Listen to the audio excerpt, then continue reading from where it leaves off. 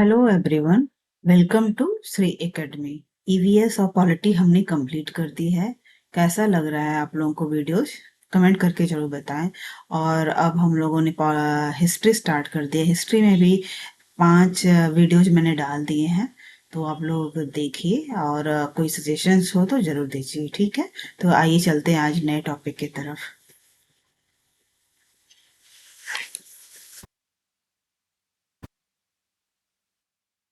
ठीक है, तो आज का चैप्टर है अतीत कब कहाँ कैसे। ठीक है, ये 6 क्लास के एनसीईआरटी का चैप्टर फर्स्ट है, तो इसको हम लोग आज देखेंगे। ठीक है, तो हमने देखा हुआ है, जैसे ये मानचित्र है, इस मानचित्र में उप महाद्वीप का प्राकृतिक मानचित्र दिखाया गया है। ठीक है, तो देखिए कई लाख वर्ष पहले लोग नर्मदा नदी के तट पे रहते थे, जो आसपास की विशाल जंगलों की संपदा से परिचित थे। ठीक है, जो लोग रहने वाले लोग थे, वो क्या होता है कि हम लोग जानते हैं जो ट्राइबल सोसाइटी होती है या जो सभ्यता ऐसे स्टार्ट होती है नदियों किनारे से, और वो विशाल जंगल के आसपास रह रहे हैं, तो उनमें तो ये नेचुरल चीज़ें हैं कि फिर वो जंगल से नेचर से वो जुड़ उनका लगाव बहुत ज़्यादा होता है, और वो उससे रिलेटेड जो उनकी इंफॉर्मेशन होती है, जानकारी होती है, ज्ञान होती है, वो बहुत ज़्यादा होती है। ठीक है, वे भोजन के लिए जड़ों, फलों और जंगल के अन्य उत्पादों को संग्रह करते थे। ठीक है, से जड़ है, ऐसे सब्जियां हो जो जड़ों वाली सब्जियां हो, फल हो, तो ये सब चीज़ों को, क्योंकि उस टाइम जब सोसाइटी थी, जब ये हम लोग जो बात कर रहे हैं, हमारे जो समाज जब डेवलप हो मतलब शुरुआत हुआ, तो उसके बारे में हम लोग बात कर रहे हैं। तो कहाँ से कैसे चीज़ें शुरुआत हुई इसके बारे में हम लोग डिस्कस कर रहे हैं। ठीक है, जो शुरुआत का जो सिस्टम था, उसमें वे जानवरों का शिकार भी किया करते थे। उत्तर पश्चिम की सुलेम की पहाड़ियों में कुछ लोगों ने गेहूं और जौ को उपजाना शुरू किया। ठीक है, सुलेम की जो पहाड़ियां हैं, आप देख सकते हैं कि ये सुलेम और किरथर की जो पहाड़ियां हैं, इसको दिखाया गया है। ठीक है, तो इस एरिया में लोगों ने सबसे पहले गेहूं और जौ को उपजाना शुरू किया। उन्होंने गाय, बैल, भेड़, बकरियों को पालतू बनाना शुरू किया। ये लोग गांव में रहते हैं। ठीक है, ठीक है।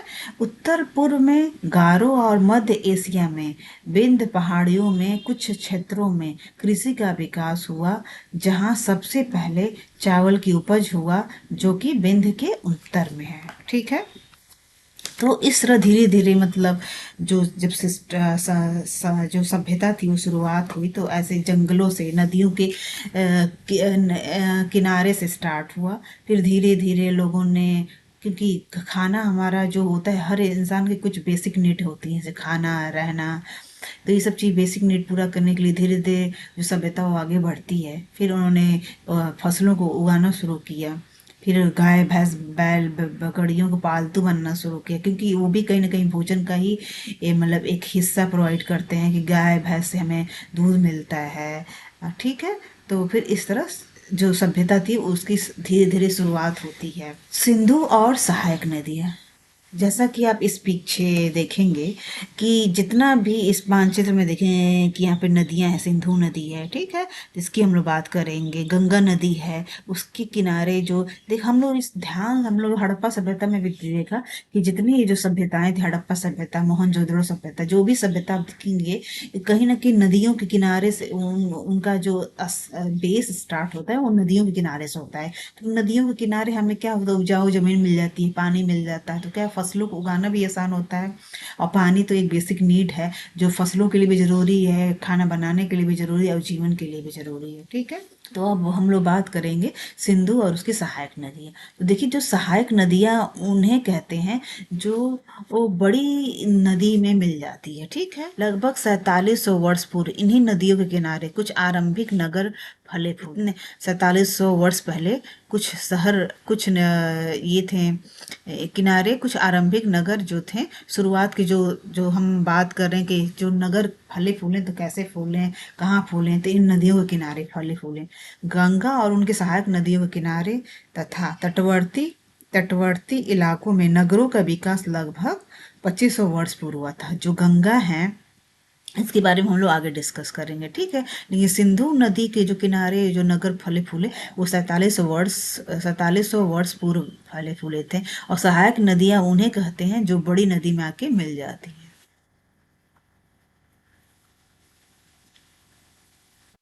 अब हम लोग बात करें गंगा और उसकी सहायक नदी। हमने पीछे पढ़ा कि गंगा और जो किनारे नगर फले फूले वो 2500 वर्ष पुराने हैं। ठीक है, सिंधु नदी के किनारे जो नगर फैले वो 4700 वर्ष पुराने हैं, और गंगा के किनारे जो नगर फले फूले वो 2500 वर्ष पुराने हैं। ठीक है, तो इन नदियों के आसपास का क्षेत्र प्राचीन काल में मगध, वर्तमान बिहार में माना है। जो नदियों के किनारे जो नगर फले फूले उनके आसपास का जो क्षेत्र है वो प्राचीन काल में मगध के नाम से जाना जाता था। ठीक है, तो मगध को जिसका आज के टाइम में वो वर्तमान बिहार है। ठीक है, इसके जो शासक थे बहुत शक्तिशाली थे। ठीक है, हम लोगों ने हमेशा अपने इतिहास में जाके देखेंगे तो हम लोग देखेंगे मगध का नाम, तो मगध शुरू से अपने विशाल साम्राज्य के लिए और शक्तिशाली शासकों के लिए बहुत फेमस रहा है। इसके जो राजा रहे हैं, मगध के राजा, वो बहुत ही महान रहे हैं। ठीक है, उन्होंने एक विशाल साम्राज्य स्थापित किया था। देश के अन्य हिस्सों में भी ऐसे साम्राज्य स्थापित की गई थी। ठीक है, अब हम लोग बात करते हैं कि देश का नाम हमारा कैसे पड़ा, क्या क्या पड़ा। ठीक है, तो अपने देश के लिए हम प्राय इंडिया तथा भारत नामों का प्रयोग करते हैं।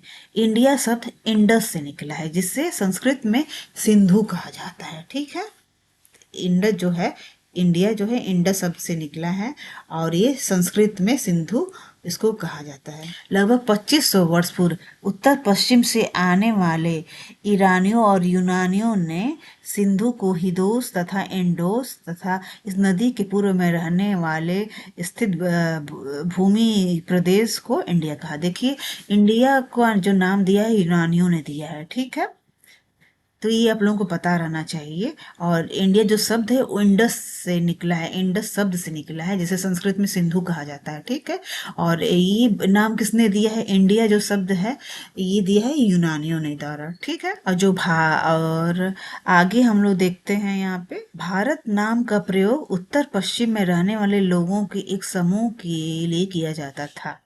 इस समूह का उल्लेख संस्कृत की आरंभिक लगभग 3500 वर्ष पुरानी कृति ऋग्वेद में मिलती है। ठीक है, बाद में इसका प्रयोग देश के लिए होने लगा। देखिए, जो इंडिया है ये आप लोगों को पता होना चाहिए। इंडिया जो नाम दिया किसने दिया, यूनानी यूनानियों ने दिया है। ठीक है, और जो भारत नाम है वो भरत राजा के नाम पे है, भरत राजा, जिसका इन्होंने लिखा हुआ कि इस समूह का उल्लेख, एक्चुअली ये ऋग्वेद लिखेगा, भरत का नाम का प्रयोग उत्तर पश्चिम में रहने वाले लोगों के एक समूह के लिए किया जाता था पहले। ठीक है, इस समूह का उल्लेख संस्कृत की आरंभिक वर्ष लगभग 35 वर्ष पुरानी ऋग्वेद में भी मिलता है। ठीक है, एक ऋग्वेद कबीला था जिसके लिए भी ये नाम यूज किया जाता था। ठीक है, कबीला के लिए भी पहले ये यूज होता था। ठीक है, तो भरत राजा के नाम पे। ठीक है, और जो हिंद, इतना आपको पता रहना कि इंडिया किसने दिया, यूनानियों ने दिया। भारत किसके नाम पे, भरत राजा के नाम पर पड़ा। ठीक है, अब हम लोग बात करेंगे पांडुलिपि। पांडुलिपि क्या होता है, ये पिक्चर मैंने शो किया हुआ है, इसमें हम लोग पांडुलिपि को मैंने दिखाया कि पांडुलिपि कैसे होते हैं। ठीक है, तो ये पांडुलिपि में क्या होता था कि पहले जो राजा के राजकाज में लोग, ज्ञानी पंडित और ज्ञानी लोग रहते थे, वो किसी भी चीज को, मतलब कोई जानकारी के लिए, चीजों को फ्यूचर में जो लोगों को पता चले, या फ्यूचर के लिए कोई चीज इकट्ठा करना चाहते थे, कोई इंफॉर्मेशन, तो उसको ऐसे ही लिख के ये लोग बुक की तरह से रखते थे संभाल के। ठीक है, तो इसी के बारे में हम लोग पढ़ेंगे। तो अतीत की जानकारी हमें कई तरीके से प्राप्त हो सकती है। पांडुलिपि भी अतीत के बारे में जानने का एक स्रोत है। ठीक है, तो आप लोगों को पता रहना चाहिए। ठीक है, ऐसे अभिलेख भी है कि पास्ट के बारे में हमें कुछ अगर पता करना है तो अभिलेख के माध्यम से पता चलता है, पांडुलिपि के माध्यम से। फिर पुरातत्व की जो खोज होते हैं उनसे भी पता चलता है कि पास्ट में क्या क्या सभ्यता रही है, या पहले लोग क्या यूज करते थे, कैसे सिस्टम का शासन वर्ग कैसे चलता था। ठीक है, तो इनमें से एक तरीका अतीत में लिखी गई पुस्तकों को ढूंढना और पढ़ना है। ठीक है, ये पुस्तकें हाथ से लिखी जाने के कारण पांडुलिपि कह जाती। ये जो पुस्तक हैं इनको हाथ से लिखा जाता था, इसलिए इनको पांडुलिपि कहते हैं। अंग्रेजी में पांडुलिपि के लिए प्रयुक्त होने वाला मैन्यूस्क्रिप्ट शब्द लैटिन शब्द मेनू, जिसका अर्थ हाथ से निकला है। ठीक है, इसका मतलब होता है लैटिन वर्ड इससे बना हुआ। ठीक है, मैन्यूस्क्रिप्ट से।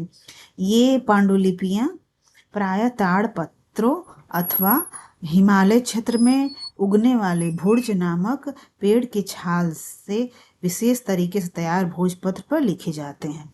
ठीक है, तो बता रहा है कि ये ताड़ पत्थरों पे लिखे जाते हैं, पांडुलिपि लिखे जाते थे, या हिमालय में एक भोज नामक पेड़ की छाल से विशेष प्रकार के एक भोजपत्र बनाए जाते थे। प्राय ये पांडुलिपियां मंदिरों विहारों से प्राप्त होती हैं। इन पुस्तकों में धार्मिक मान्यताओं व व्यवहारों, राजाओं के जीवन, औषधियों तथा विज्ञान आदि सभी प्रकार के विषयों की चर्चा मिलती है। ठीक है, राजा का जीवन कैसा था, औषधि तथा विज्ञान, धार्मिक मान्यताओं व व्यवहार, ठीक है, मिलता है। इसके अतिरिक्त हमारे यहाँ महाकाव्य, कविताएं और नाटक भी हैं। इनमें से कई संस्कृत में लिखे गए हुए मिलते हैं, जबकि अन्य प्राकृत और तमिल में। तो वही लिखा जो ये पांडुलिपि होता है वो संस्कृत में भी लिखे हुए मिलते हैं और प्राकृत और तमिल में भी मिलते हैं। ठीक है, प्राकृत शब्द का प्रयोग आम लोग करते हैं। अब हम लोग बात करेंगे अभिलेख। तो अभिलेख क्या होता है? तो हम अभिलेखों का भी अध्ययन कर सकते हैं। ऐसे लेख पत्थर अथवा धातु जैसे कठोर सतहों पर उत्कीर्ण किए हुए मिलते हैं। जैसे कि हम इस पिक्चर में देख सकते हैं कि एक लोहे का या किसी धातु का सतह है जिसपे लिखी हुई हैं, अलग टाइप की लिपि है। देखिए उस लिपि कहीं और से ये एक्चुअली जो है ये अभिलेख है लगभग 2250 वर्ष पुराना है और यह वर्तमान अफगानिस्तान के कंधार से प्राप्त हुआ है। ठीक है, तो यह अभिलेख अशोक नामक शासक के आदेश पे उत्कीर्ण करवाया गया था। तो यह अभिलेख के बारे में हम लोग पढ़ रहे हैं कि कठोर सतहों पर उत्कीर्ण किए गए मिलते हैं। कभी कभी शासक अथवा अन्य लोग अपने आदेशों को इस तरह उत्कीर्ण कर ताकि लोग उन्हें देख सकें, पढ़ सकें और उनका पालन कर सकें। कुछ अन्य प्रकार के अभिलेख भी मिलते हैं जिनमें राजाओं और रानियों सहित अन्य स्त्री पुरुषों ने भी अपने कार्यों के विवरण उत्कीर्ण करवाए हैं। ऐसे भी मतलब जब पुरातत्व की खोज हुई, ये पुरातत्वविदों ने रिसर्च किया है, तो उसमें इन्होंने पाया कि राजा और रानियों सहित अन्य स्त्री पुरुषों ने भी अपने कार्यों का विवरण दिया गया है। ऐसे भी अभिलेख मिले हैं। उदाहरण के लिए प्रायः शासक लड़ाइयों में अर्जित विजयों का लेखा जोखा ये रखते थे और उसके लिए लेखा जोखा रखने के लिए वो लोग अभिलेख का यूज करते थे। अब हम लोग पिक्चर में देख सकते हैं कि एक मटका है, उस पर कुछ कुछ ऐसे किया पेंटिंग की हुई है, कुछ सुंदर सुंदर ये हमें दिख रहे हैं, मोहर वगैरह के कुछ मतलब हमें पिक्चर दिख रहे हैं। ठीक है, तो एक प्राचीन नगर से प्राप्त पात्र है। ठीक है, इस तरह के पात्रों का प्रयोग 4700 वर्ष पूर्व होता था। दाएं एक पुराने चांदी का सिक्का है, चांदी का सिक्का है। इस तरह के सिक्कों का प्रयोग लगभग 2500 वर्ष पुराना पूर्व होता था। ठीक है, तो ये सिक्के हैं और ये मटका है। पुरातत्वविद जानवरों, चिड़ियों और मछलियों की हड्डियां ढूंढते हैं। अच्छा, इससे उन्हें यह जानने में मदद मिलती है कि अतीत में लोग क्या खाते थे। वनस्पतियों के अवशेष कुछ मुश्किल से वे बच पाते हैं। यदि अन्न के दाने अथवा लकड़ी के टुकड़े जल जाते हैं तो वे जले हुए रूप में बचे रहते हैं। ठीक है, तो जैसे अन्न और लकड़ी के तो जल जाते हैं तो जले हुए रूप में बचे रहते हैं। वे औजारों, हथियारों, बर्तनों, आभूषणों तथा सिक्कों की प्राप्ति के लिए छानबीन और खुदाई भी करते हैं। जो पुरातत्वविद हैं वो सारी चीजें मिलें फिर उनसे रिसर्च करते हैं, इसलिए लोग खुदाई भी करते हैं। इनमें से कुछ वस्तुएं पत्थर, पक्की मिट्टी, कुछ धातु की बनी हो सकती हैं।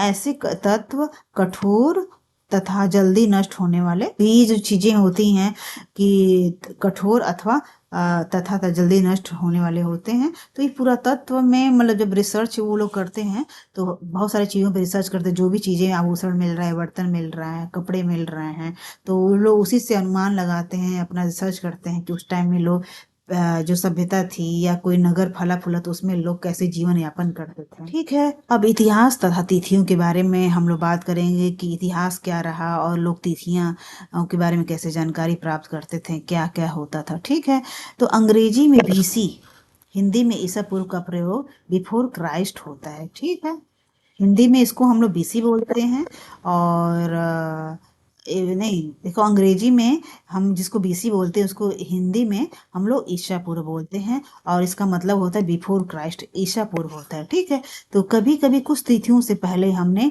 एडी हिंदी में लिखा पाया होगा। यह एनोडामिनी नामक दो लैटिन शब्दों से बना है। इसका प्रयोग ईसा मसीह के जन्म के वर्ष से है। ठीक है, एडी का तात्पर्य होता है ईसा मसीह का जन्म जिस वर्ष से हुआ है उसके लिए, वहां से जो तिथियां होती है उसके लिए हम लोग एडी यूज करते हैं। ठीक है, और बीसी जिसको हम लोग हिंदी में बोलते हैं वो बिफोर क्राइस्ट, ईसा पूर्व इसको बोला जाता है। कभी कभी एडी की जगह अथवा बीसी की जगह बीसीई का प्रयोग होता है। सीई अक्षरों का प्रयोग कॉमन एरा तथा बीसीई का बिफोर कॉमन एरा के लिए होता है। हम इन शब्दों का प्रयोग इसलिए करते हैं क्योंकि विश्व के अधिकांश देशों में अब इस कैलेंडर का प्रयोग सामान्य हो गया है।